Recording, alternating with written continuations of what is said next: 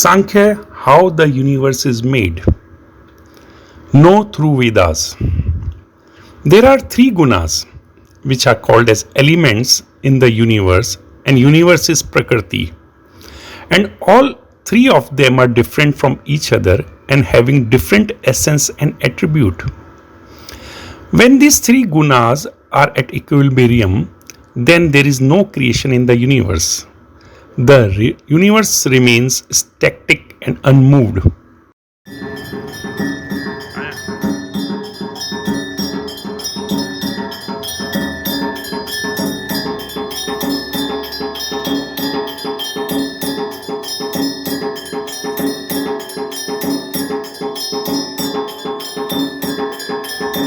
But when one guna tried to predominates over the other, and there is about a commotion in the bosom of universe, the creation started.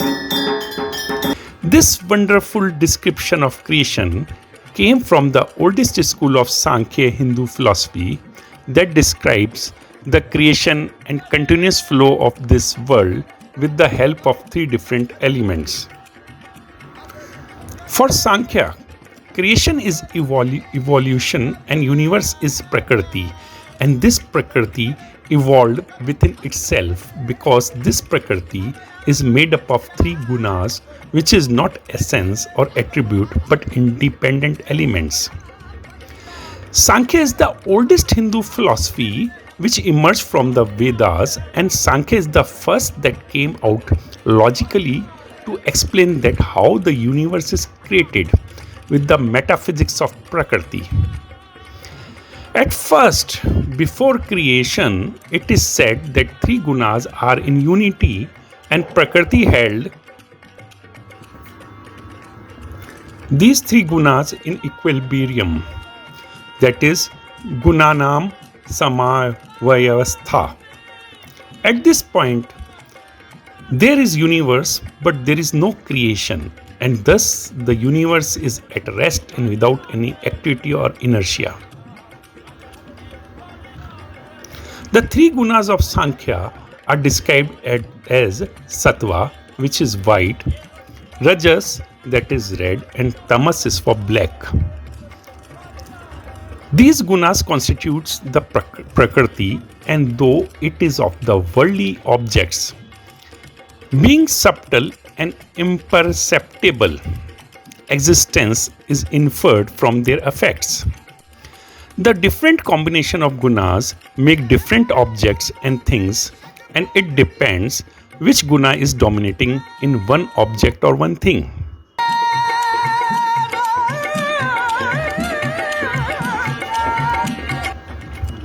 Despite worldly objects, these gunas also give rise to sensation in worldly beings in the form of pleasure, pain, and indifference respectively.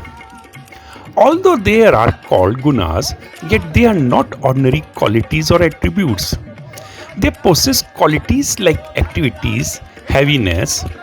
They are extending and ever-changing elements, and they make Prakarti, which is nothing apart from them. They are not the qualities which Prakarti is having, but they are within the substance, possess. On the other hand, they themselves constitute Prakarti. The sattva literally means real or existent and is responsible for the manifestation of objects in consciousness. It is called goodness and produce pleasure. It is light and bright, beyond and small, and also illuminating. Luminosity of light, power of reflection, upward movement produces pleasure, happiness, contentment, and bliss.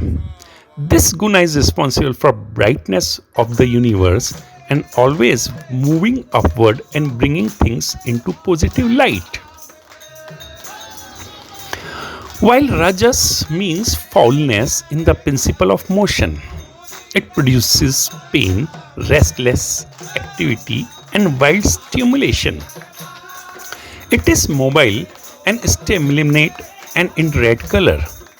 This element remains always in motion and forcing thrush and bang. Whereas tamas, which is literally means darkness, is the principle of inertia, and it produces apathy and indifference, ignorance, sloth, confusion, bewilderment,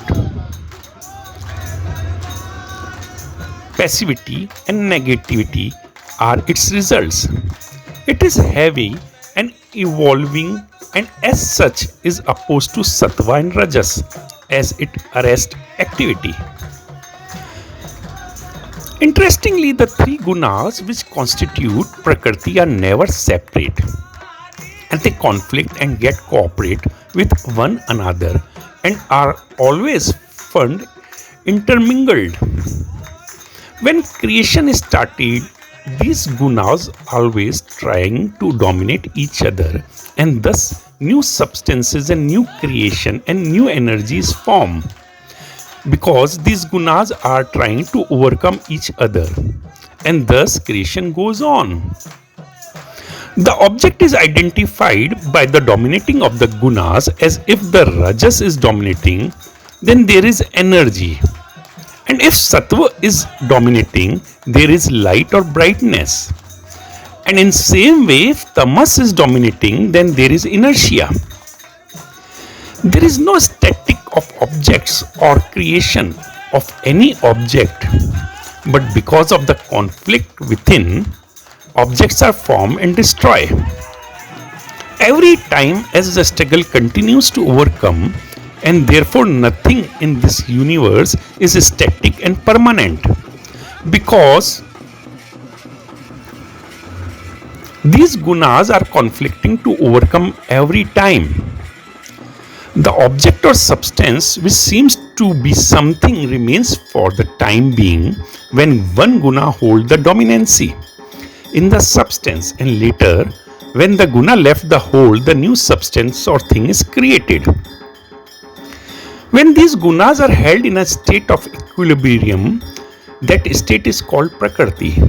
Evolution of the world objects does not take place at this state.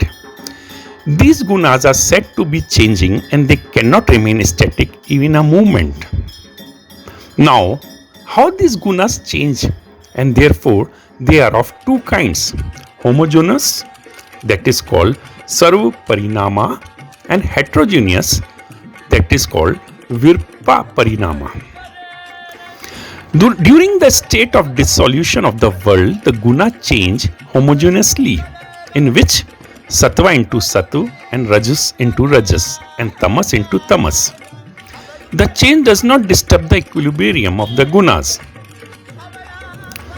and unless the equilibrium is disturbed and one predominates over the other, two, the evolution started.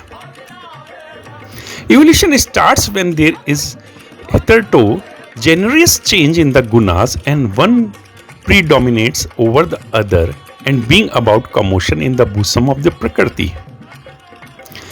Despite gunas of Prakarti, all individual things in the world are limited, dependent, conditional, and finite. The finite, therefore, cannot be cause of the universe. Logically, to proceed from finite to infinite, from limited to unlimited, to the pros to apros, from temporary to permanent, from many to one. Therefore, only Prakriti is the source of this universe, Bhedanam Paramadit. All worldly things possess certain common characteristics by which they are capable of producing pleasure, pain, and indifference. Hence, there must be a common source composed of the gunas from which all worldly things arise. Samanyata. All effects arise from the activity of the potent source. Evolution means the manifestation of the hidden to implicit as the explicit. The activity which generates evolution must be inherent in the world cause, and this cause is Prakarti. Kayat Paravartisha. The effect differs from the cause, and hence its limited effect cannot be regarded as its own cause. The effect is the implicit and the cause is the implicit state of the same process. The effect is the point to the world cause where there are potentially contained. The unity of the universe point to a single cause, and this cause is Prakarti. Avibhagada Ashvaryupai.